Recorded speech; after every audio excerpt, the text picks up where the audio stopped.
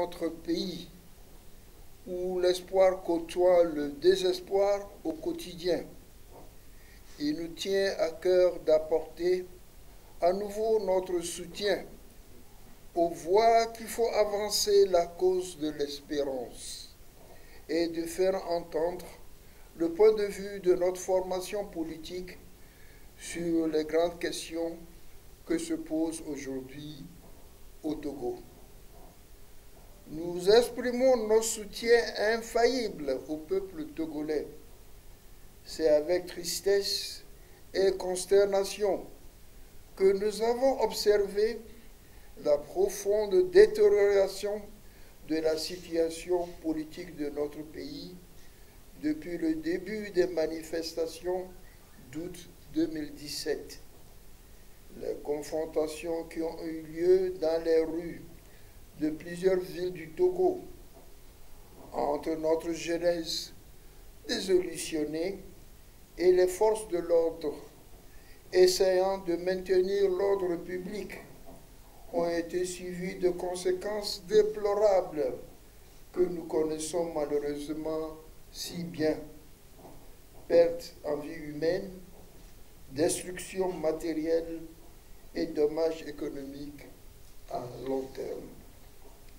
Je voudrais tout d'abord, en mon nom personnel et au nom de l'Union des forces de changement, apporter nos condoléances les plus sincères aux familles de ceux qui ont payé du sacrifice ultime les déportements violents de ces événements. Nous honorons leur mémoire et demandons à Dieu d'entourer leurs proches d'affection et du courage dont ils n'auront maintenant besoin. Nous souhaitons également, de tout cœur, un prompt rétablissement aux personnes blessées et à ceux qui ont subi des destructions des biens ou des pertes de leurs activités économiques. Mais l'expression de notre soutien moral et de notre compassion envers nos concitoyens ne saurait suffire.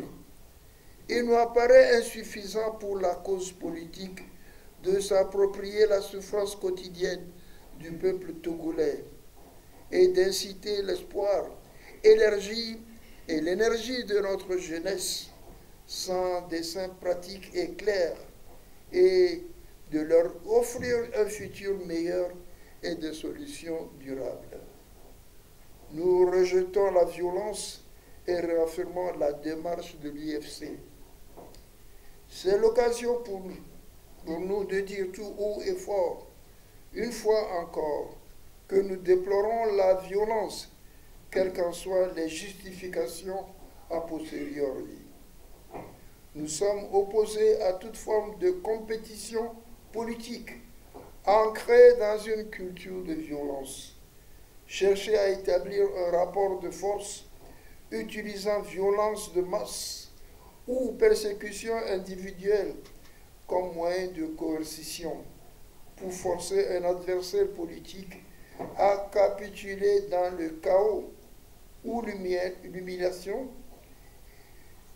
qui ne mène qu'à la situation fragile et instable. L'UFC et ses leaders ont poursuivi toute leur vie l'idéal de résistance contre le régime du général Gnassingbé et Adema. Cette lutte a souvent été très dure et nous avons connu de façon très personnelle les conséquences de sa violence physique.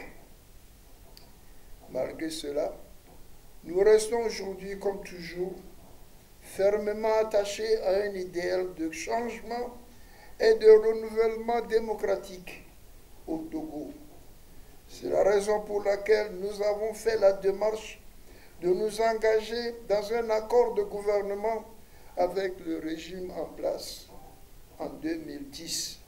Accord qui, je le rappelle, demandait au RPT les mêmes concessions qui sont aujourd'hui, une fois encore, réclamées par le peuple dans la rue. C'est également la raison pour laquelle nous avons continué à travailler avec abnégation sans les outils que nous avons souhaités. faire avancer petit à petit la cause que nous aurons souhaitée du bien-être économique du Togo et des Togolais et des Togolaises. Nous assumons le bilan décevant de l'accord RPT-UFC. Mais nous ne sommes pas aveugles.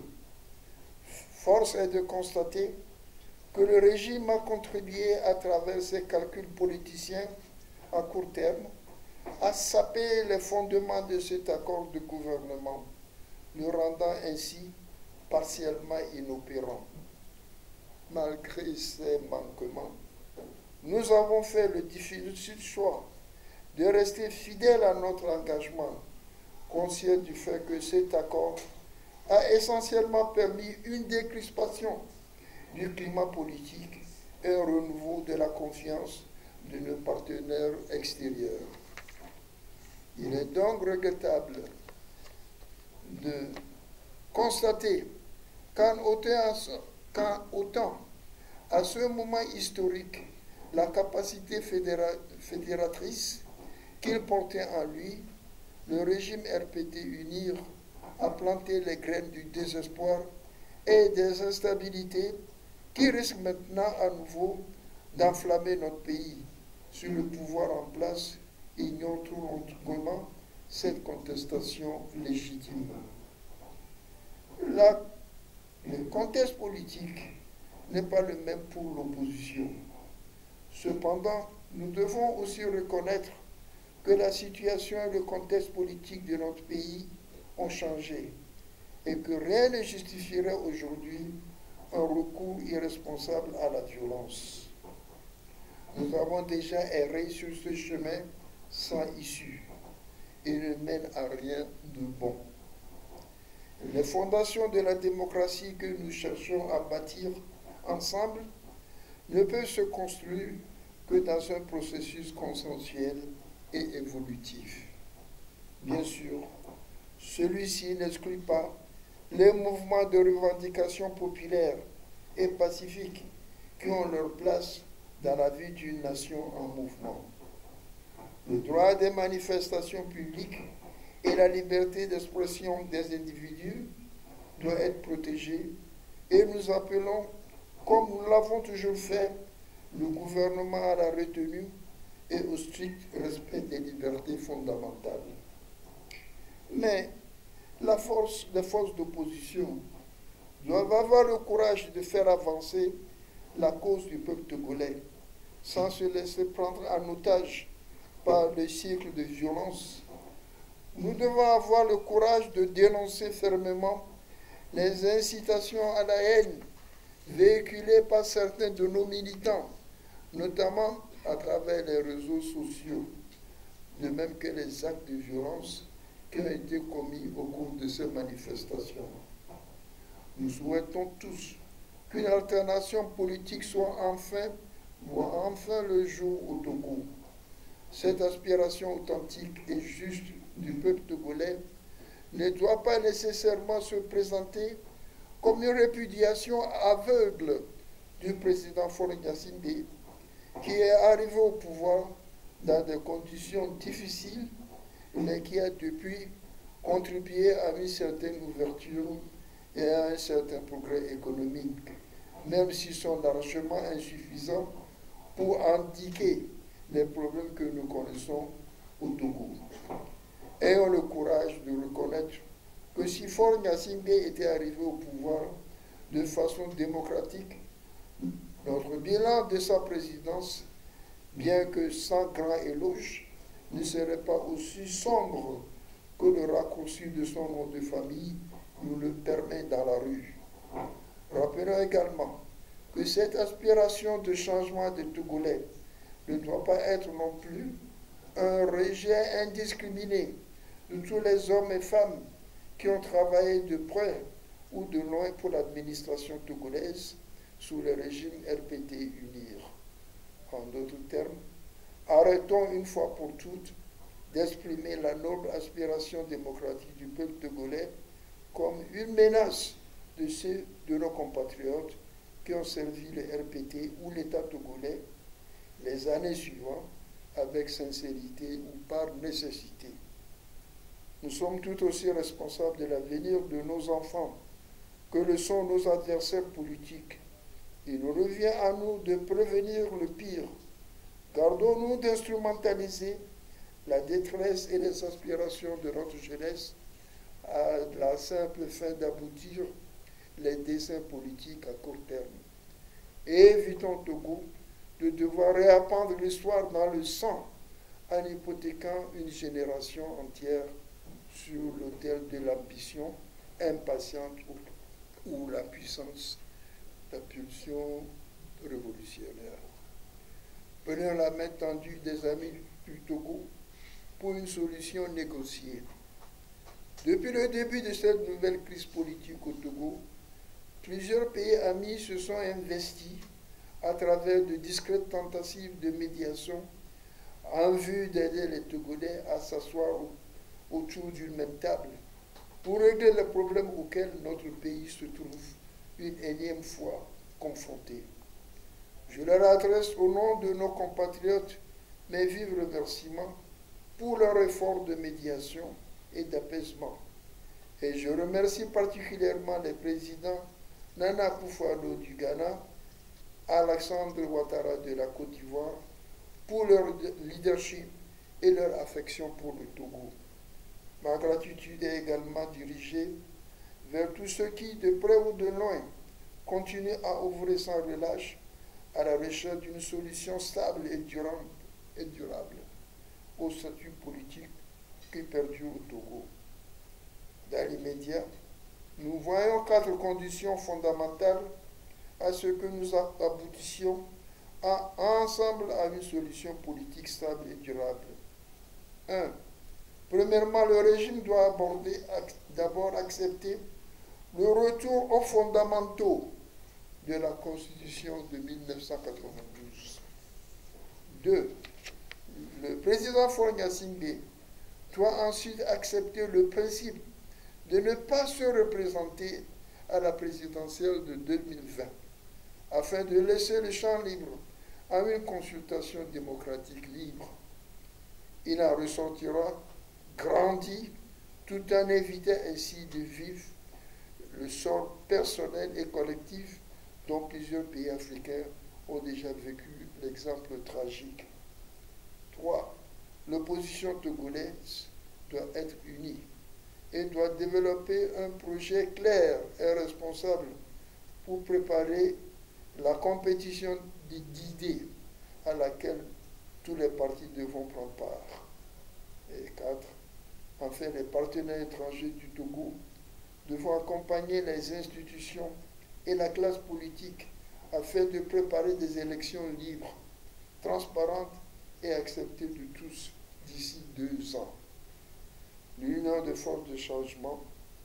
Permettez-moi enfin de terminer mon propos en évoquant l'avenir de l'UFC et le rôle que notre parti entend jouer dans les consultations politiques de demain.